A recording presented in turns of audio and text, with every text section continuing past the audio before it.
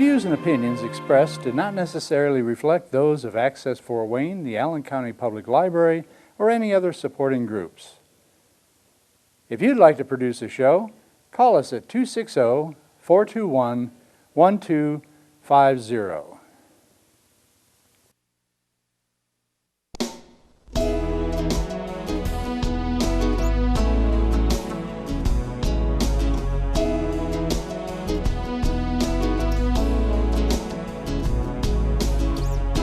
Let me be your lighthouse so I can show you the way.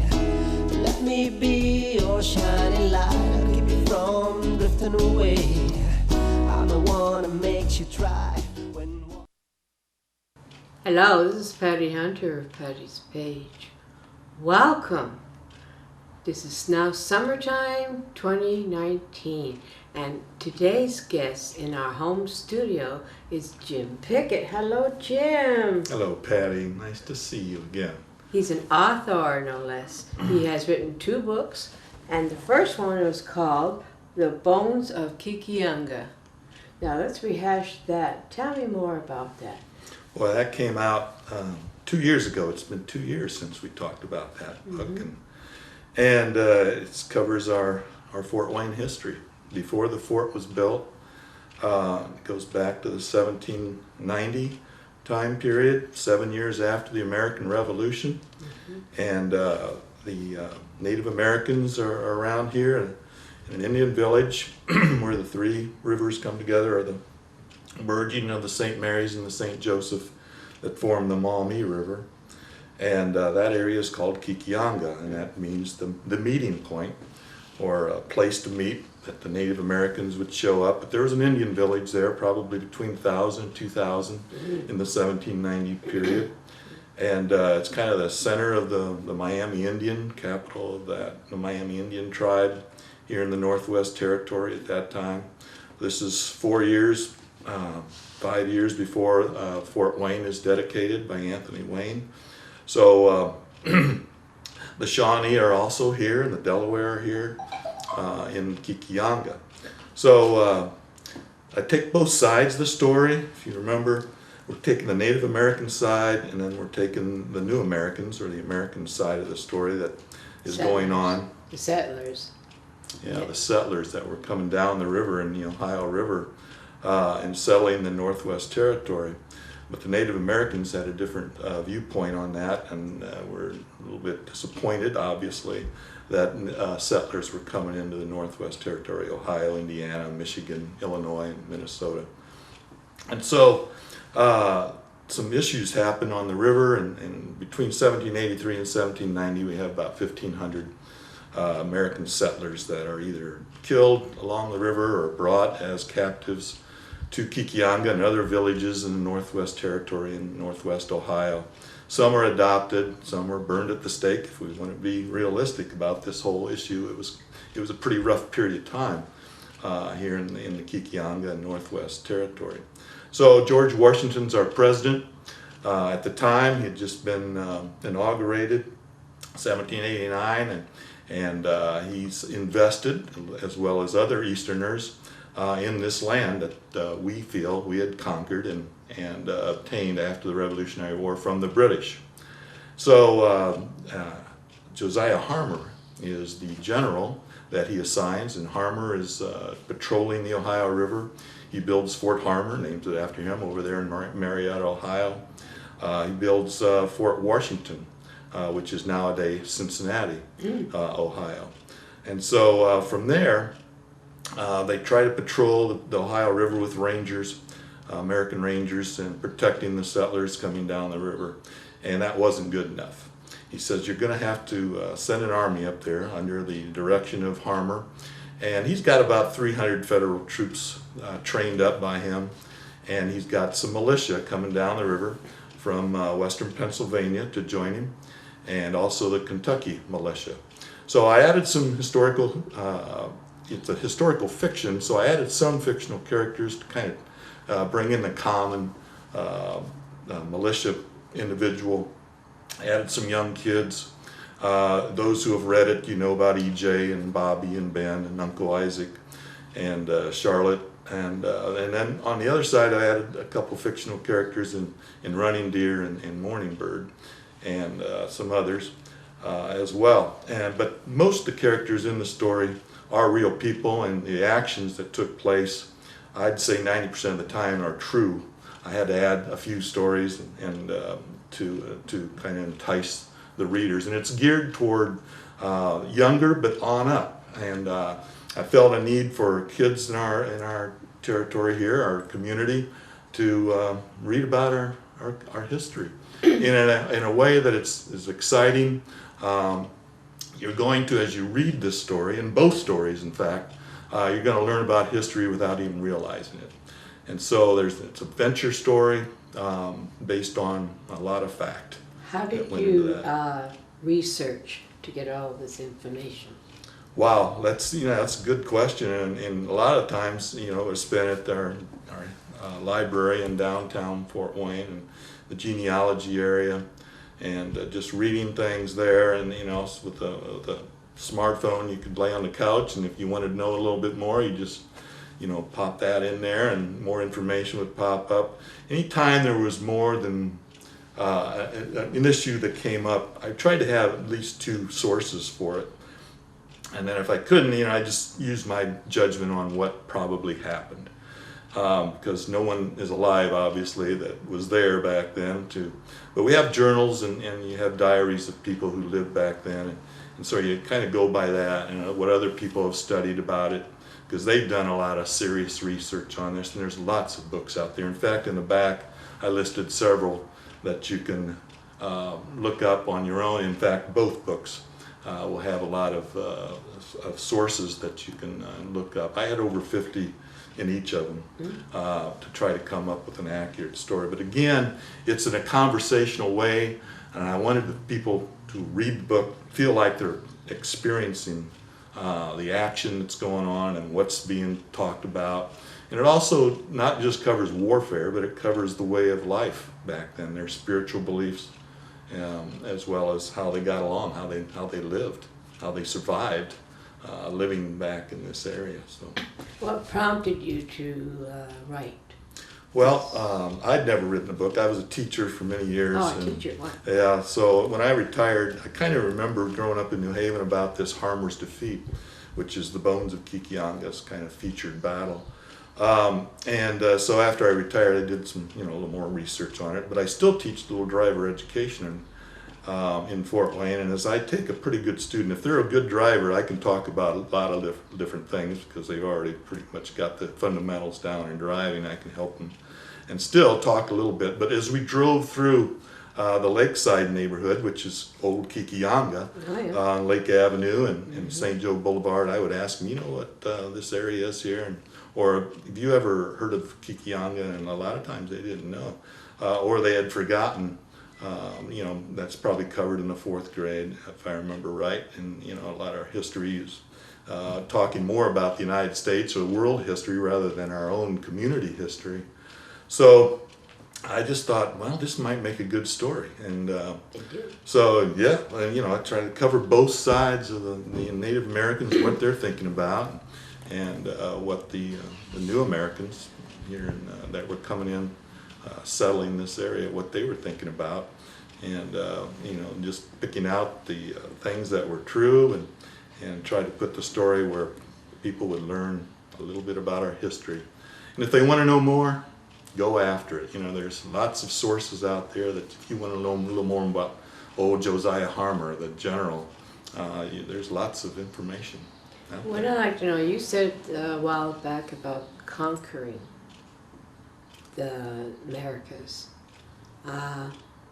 Why did settlers have to conquer? Did you ever thought about that? Ever question?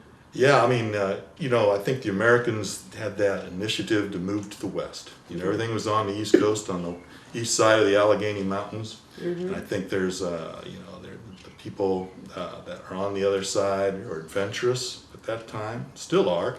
We're still reaching out to the stars.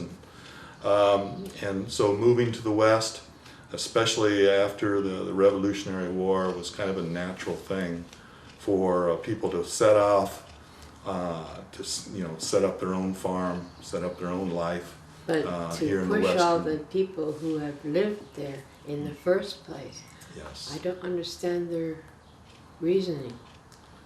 Yes, well, they had their reasons to still want to live here, and I think there was some, I know there were some attempts made by the government of the United States to settle this land and to meet with the Native Americans, To be at peace with them, and yes. live among them in peace.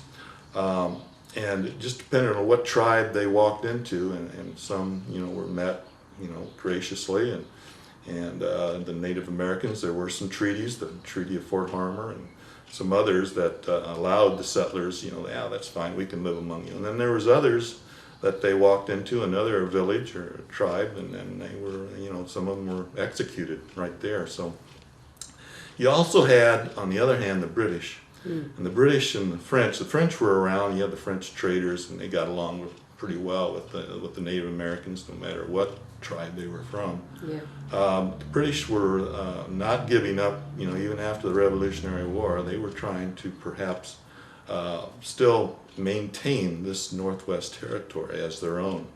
And so they were offering us, rewards for scalps of these settlers that were coming down the Ohio River and into the Northwest Territory. So that was part of that, and there were some others like Simon Girty and Alexander McKee that were instigators as well, which caused issues with the Native Americans too. And William Wells was around at that time. Yeah, William Wells was. There's an interesting person, of course, that he was captured or kidnapped from Kentucky and brought up to the Logansport area as about an 11 or 12-year-old, and then he was adopted by Little Turtle at one time, and fought along with the Native Americans. Even though he was redheaded, you could pick him out, I guess, in the battle. But he was with Little Turtle and the Miami Indians up to the Battle of Kiki Unga. After the Battle of Kiki Unga, the Native Americans came back to Kiki Unga, and because the area was wiped out, pretty much burned by Harmar, destroying many of the villages up and down the rivers here. So I came back, and then we get into the next book, which takes up after the Battle of Kiki Unga. About a year after the Battle of Kiki Unga, another general was sent up here because Harmar was considered a defeat. Harmar did not settle this area. His initial point was to build a fort. Washington wanted a fort here at Kiki Unga, and that didn't happen. I think he realized he didn't have the men to fortify it. The supply line would be difficult coming up from Fort Washington with all the hostile Indians in the territory. So a year later, and this is where the book picks up with the Battle of St. Clair and St. Clair's defeat down by the Wabash River, which is nowadays Fort Recovery, Ohio. Yeah. That battle takes place, and that is a complete massacre.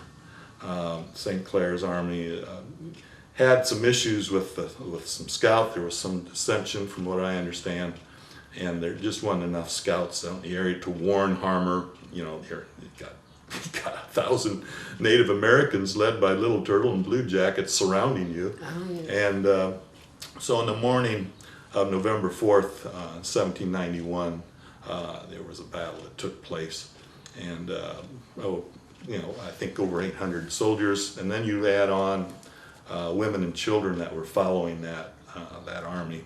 Back in the day, back in the day, the women and children, the mothers and children would follow the armies, and there'd be 200 or 300 going along with them.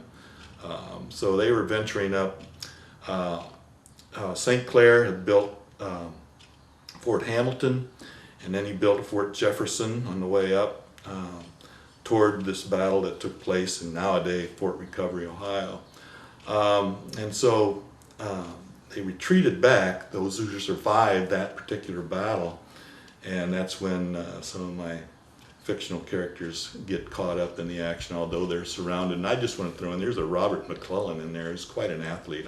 When you read about him, that's a real person. He was a ranger. Oh yeah, he could jump over horses. Yeah, he had some terrific athletic ability. So I was surprised to read that. It was true. So when you read about that, yeah, that's real. So it's that's a real fictional person. and non-fictional. You're putting Historical in. fiction, yeah. I'll try to put in as much real stuff that happened as possible. When the readers read it, Yeah. yeah. That's And right. if it isn't real, it could have happened. It You know, I could. took that approach. And the march to Kiki Unga. Look at the beautiful painting. Yes. Where'd you get that picture? That is a painting by a pastor, or not a pastor, but a professor from Defiance College, Herman Weib. And it's hanging over there in their library at Defiance, Ohio. And he's got a whole collection of paintings of every courthouse in Ohio, every county courthouse. But he also, being from Defiance, he took descriptions from journals and diaries of people who were there in 1794. And this is a portion of the painting of Fort Defiance in fall of 1794. So it was right after the Battle of Fallen Timbers. What's the lake? In the background is the Maumee River. Oh, Maumee River. And to the right, as you look at it, that's the Auglaize River that comes in and meets the Maumee River. Yes. And so, yeah, and that's, you know, that's just a portion. I thought, well, it kind of goes along with the first cover. You know, that's the river there. It could be the St. Mary's River or the Wabash River. And I thought, wow, that's pretty neat. And when I saw that picture, the actual painting that this is from is hanging in a law office in Defiance, Ohio. In oil? Is it oil? Well, I believe it is. Oh, I wow. need It must to be. double check on that. You guys are the experts on that, but I thought it would make a nice cover. So when did Fort Wayne start getting into the picture? Fort Wayne, following up, so you had this march up. So after St.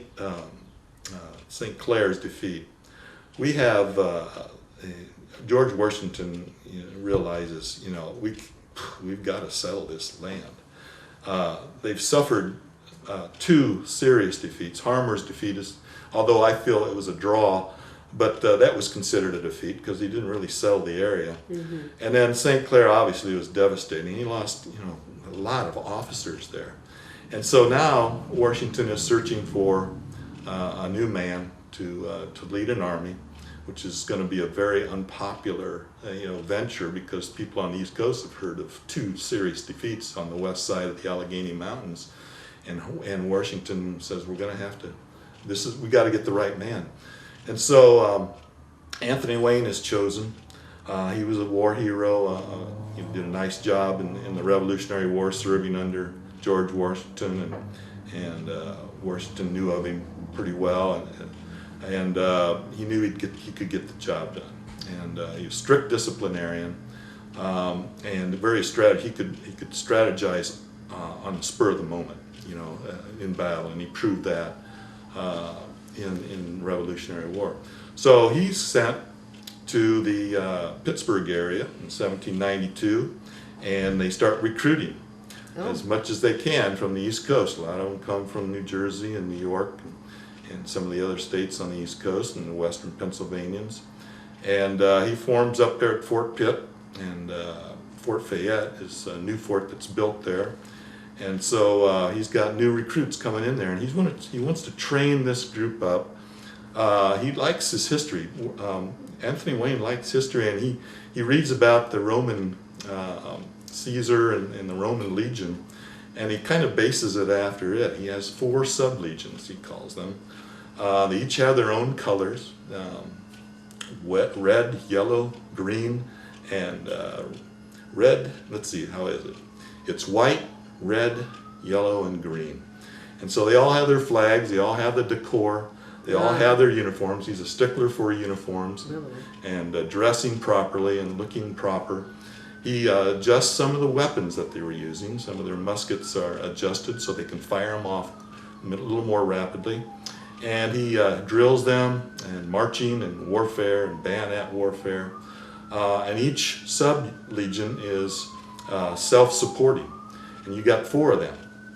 So then he moves them out of Pittsburgh, the Pittsburgh area, because he's having some disciplinary problems, a lot of desertion issues, and desertion is not allowed. He'll chase them down. He sends people out. If anybody deserts his sub-legion, he's going after them with some of his officers and bringing them back. And believe it or not, some are hung for desertion. Flogging is a pretty common thing, and for issues that are not allowed by his legion. So they move down to Legionville. He builds another camp on Legionville, about 25 miles down the Ohio River from Fort Pitt. Trains them up some more. Meanwhile, Washington is trying to come up with peace with the Native Americans. And the coalition is building. It's more than just the Shawnee and the Delaware and the Miami. You've got some other, the Ottawa are involved in this. The Potawatomi now are forming, and Little Turtle hears about this new army that's coming down. They thought it was over. They thought no more the Americans were going to be coming down here after 2 devastating losses. And so he's got some issues. So Kiki Unga then is deserted. Kiki Unga is Little Turtle and many of the Shawnee and Delaware move up to what they call the Glaze. Yeah. The Grand Glaze in Defiance, Ohio, which is today Defiance, Ohio, and later became Fort Defiance. So the Legion comes down the river some more. Our fictional characters joins the Legion. Believe it or not, of course, the sub-legion, you got to keep them involved in this. So you get to learn a little bit about, believe it or not, some piracy on the Ohio River. So they come to Fort Washington, and here's where they train up some more. And they're going to move them up toward Fort Hamilton. A guy by the name of James Wilkinson is second in command. He's got the 1st Sub-Legion. He builds in 1792 Fort St. Clair. So there's a Fort St. Clair. They named it after a losing general. How many times has that happened? But anyway, that's built. And you have Fort Jefferson. So the Sub-Legion and the sub-legions under Anthony Wayne start moving north in 1793, in the fall of 1793, toward Kiki Unga. So this is a 3-year period Yes. of history. So when does Anthony Wayne, in these 3 years period, does he do war against all of Kiki Unga towards the end, or? When he leaves Fort Washington, they're moving up there, and it's the fall of 1793, the winter, and the supply lines are being raided by the Native Americans. So that's a big issue. He's got about 3,000 men with him. How are you going to feed them? You know, hunting can only go so far. There's only so many animals out to hunt and bring in. So the supply lines are being raided, and that's a big issue. So he sets up a camp and then builds Fort Greenville, which is now Greenville, Ohio.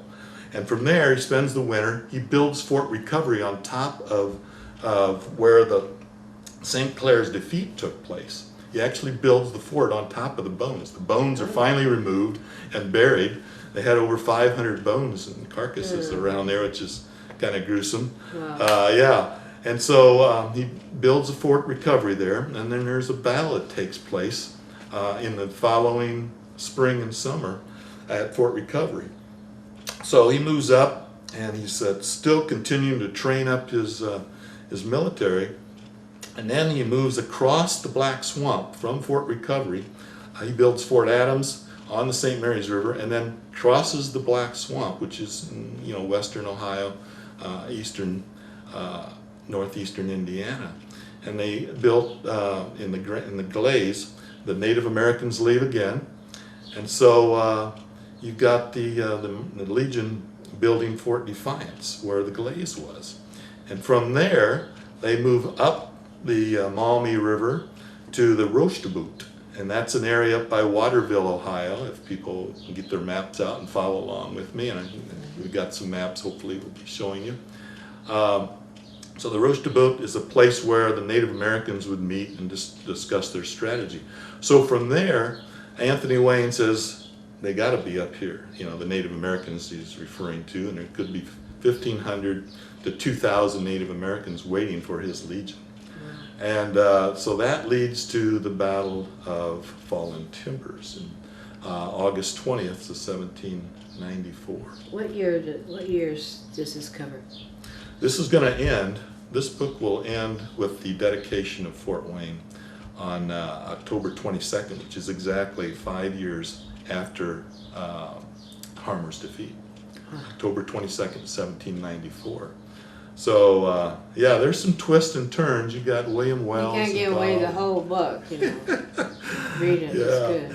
Well, you're a good author. well, thank you so much for that. Who was your favorite character? Wow, there's a lot of good ones. That should cover another couple Yeah. minutes.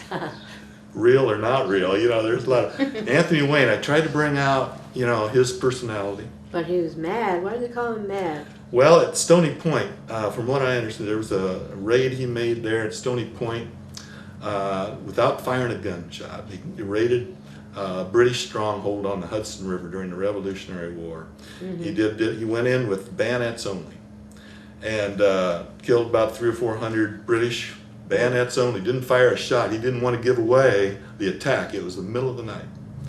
And went in there and captured several hundred British. And Wayne, after that, you know, Washington said he's mad. He went in there without firing a shot, bayonets only. The guy's got to be mad for doing something like that, and kind of stuck with him. But there is other stories too on why he became called mad as well. Yeah, he had some issues with, you know, the gout and alcoholism, as most of the generals, it seemed like, had back in those days, you know. But yeah. So, yeah, he was a fierce competitor, and so he was very interesting. But William Wells was an interesting character. There's a guy that flipped. Yeah. Became the lead scout and spy for Anthony Wayne. And Native Americans didn't like that too well, that's for sure. So, is there going to be a trilogy of books here? 1, 2, is there going to be another one? Well, the original was This Is It. And then after people read that one, they said, well, you got to have a sequel. And so, you know. Trilogy now? Yeah, well, you got this story now. You know, history doesn't stop. I know. History goes on. So we'll see. How the Native Americans reacted to Anthony Wayne, and to the settlers settling in, and how they were trying to, how you say, bring them back, the natives. Yes. Yeah. Try to live in peace among each other was a big issue, especially when half your army had perhaps lost loved ones to the Native Americans, and that was a lot of there was revenge, and vice versa, yes, because the raids went back and forth across the Ohio River, you know, and a lot of them were revenge raids, well, that's for sure. This is towards the end of the show. Thank you, Jim Pickett, for being my guest. Yes. And we can talk more on other things as well. Sure. On another show. So we'll see you next week. God bless. Thank you. Godspeed, my love, until we meet again. You're always in my heart and every dream. Don't let this time apart give in to all our fears. God will keep us close from up above. So until we meet again, Godspeed.